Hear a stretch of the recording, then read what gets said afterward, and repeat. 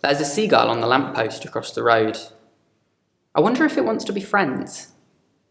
It's got a sort of glint in its eye, and some down in its tail. Do you think maybe it enjoys art films and going on walks? It would hop from tree to fence. We could share chips and discuss current events. I could feed it and give it little pats on the head. We could swim in the sea, watch the sun rise and set. I'd be good to you, buddy. I promise. I'm not possessive. I get you need feathered friends too, just know. If you fancy some distinguished company, I'll bring the sourdough, and you just bring you. You can tell me your troubles. I know it's hard being forced inland by scarcity and bullied by cars. We could even start a herring gull advocacy group. But look at that. The little shit's upped and flew. My partner thinks I've lost it.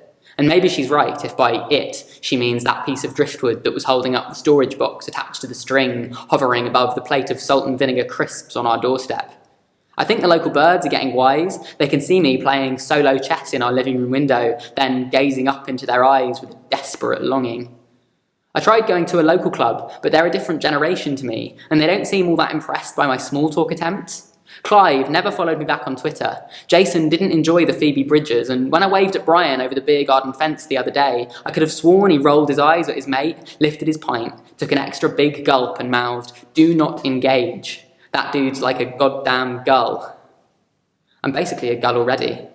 I'm roaming the streets upturning bin bags to see if underneath there's a slightly dorky couple just moved to the city, clad head to toe in charity wear or Lucy and Yak. They don't know anyone yet. They moved for work, see, got jobs in theatre or universities, looking for vegan hotspots and a live music scene, so what a stroke of luck that they went and met me. I recommend gigs in the art cinema, we drink craft ale and chat about current affairs. I lend a couple books and it doesn't seem sudden, but before I can say double date, they fucked right off to London, so it's back to lonely evenings walking on the beach and staring all morose at that point where the sea meets a pair of orange legs and a small grey body, paddling furiously in the opposite direction. Alas, there's no definite end quite yet to my days marching the streets like an army cadet.